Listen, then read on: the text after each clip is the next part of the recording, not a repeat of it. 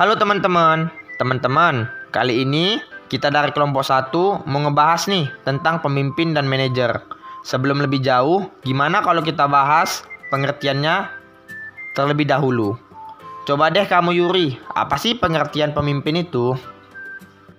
Pengertian pemimpin ya? Oke, aku bakal jelasin buat kita semua pengertian pemimpin menurut para ahli. Yang pertama ada dari C.N. Cooley. Jadi menurut beliau, pemimpin itu selalu merupakan titik pusat dari suatu kecenderungan. Dan pada kesempatan lain, semua gerakan sosial kalau diamati secara cermat akan ditemukan kecenderungan yang memiliki titik pusat. Sementara menurut Miftah Toha, pemimpin adalah seseorang yang memiliki kemampuan memimpin, artinya memiliki kemampuan untuk mempengaruhi orang lain atau kelompok tanpa mengindahkan bentuk alasannya. Begitu kira-kira. Begitulah pengertian pemimpin. Kalau manajer gimana? Mungkin Sutina bisa jelasin nggak? Dengan senang hati. Oke, aku bakalan jelasin tentang pengertian manajer menurut para ahli. Yang pertama ada James A. F. Stoner. Menurut beliau, manajer merupakan seseorang yang melakukan atau merangkai segala perencanaan, proses pengorganisasian, pengarahan, serta pengawasan usaha-usaha dari para anggota organisasi serta penggunaan sumber-sumber daya organisasi lain guna mencapai tujuan organisasi yang sudah lama ditetapkan. Kemudian yang kedua ada dari Mary Parker Follett. Beliau mengatakan, seseorang yang bertugas untuk mengatur dan mengarahkan orang lain dalam mencapai tujuan organisasi disebut manajer. Nah, itu dia teman-teman. Ya udah, kita langsung aja ke tugas dan fungsi seorang manajer ya. By the way teman-teman, ada yang tahu nggak perbedaan tugas dan fungsi? Jadi, secara garis besar, tugas adalah pekerjaan yang harus dilakukan, sedangkan fungsi kegunaan suatu aktivitas maupun pekerjaan. Nah, tanpa basa-basi, kita langsung aja masuk kepada tugas dan fungsi dari seorang manajer yang akan dijelaskan oleh Mutiara. Oke, baiklah teman-teman. Jadi aku akan menjelaskan tentang tugas seorang manajer dan juga fungsi seorang manajer. Tugas seorang manajer terbagi menjadi 7 bagian. Yang pertama, memimpin organisasi. Yang kedua, menggali dan mengembangkan sumber daya yang dimiliki organisasi atau perusahaan. Yang ketiga, mengembangkan organisasi. Keempat, menghadapi berbagai macam masalah yang dihadapi organisasi. Kelima, mengevaluasi kegiatan-kegiatan organisasi.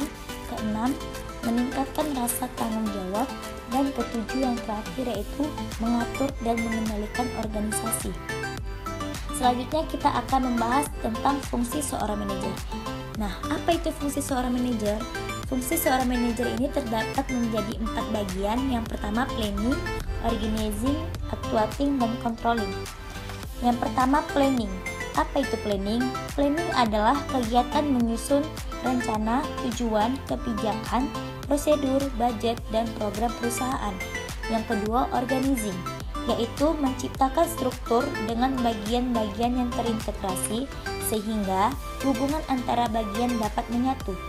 Ketiga, actuating, yaitu suatu fungsi kepemimpinan manajer untuk meningkatkan efektivitas dan efisiensi kerja secara maksimal serta menciptakan lingkungan kerja yang sehat dan dinamis.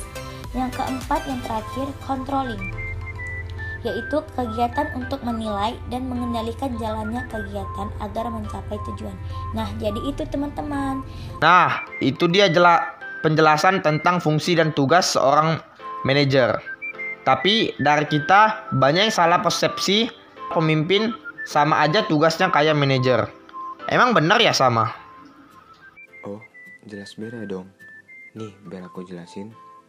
Jadi, tugas pemimpin itu melaksanakan fungsi manajerial, mendorong bawahan untuk dapat bekerja dengan giat dan tekun, membina bawahan agar dapat memikul tanggung jawab tugas masing-masing secara baik, membina bawahan agar dapat bekerja secara efektif dan efisien, menciptakan iklim kerja yang baik dan harmonis, menyusun fungsi manajemen secara baik, menjadi penggerak yang baik dan dapat menjadi sumber kreativitas, menjadi wakil dalam membina hubungan dengan pihak luar.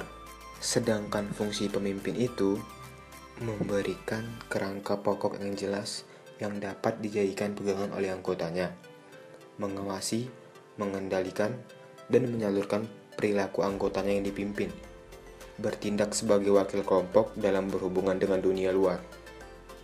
Oke. Jadi, poin pentingnya, manajer sama pemimpin itu beda. Tapi aku belum paham nih, di mana perbedaannya. Bisa dijelasin nggak?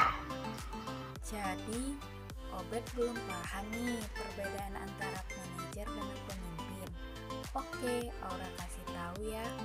Nah, jadi perbedaan antara manajer dengan pemimpin ini ada 3. Yang pertama yaitu manajer mengatur sistem serta bertindak mengatur tugas-tugas administrasi. Sedangkan pemimpin yaitu yang memimpin orang-orang atau bawahannya. Nah, yang kedua yaitu manajer bertugas mengandalkan kontrol anggota atau bawahannya, sedangkan pemimpin membangun kepercayaan para anggotanya. Nah, yang ketiga yaitu manajer bertugas menjaga fungsi organisasi, sedangkan pemimpin bertugas membangun visi bersama. Nah, jadi gitu perbedaannya antara manajer dengan pemimpin, Obed. Sudah paham kan?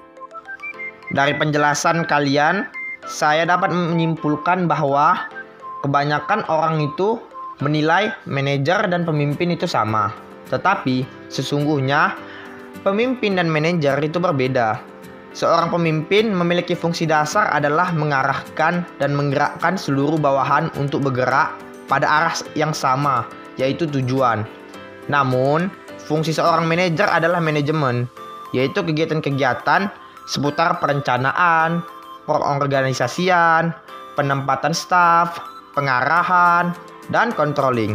Seorang pemimpin sangat mungkin menggunakan fungsi manajemen dalam mencapai tujuan, tetapi itu bukan satu-satunya cara untuk mencapai tujuan, terutama untuk organisasi syal ar-laba.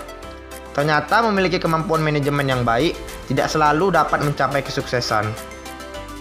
Nah, itu dia teman-teman, pembelajaran singkat kita tentang perbedaan pemimpin dan manajer.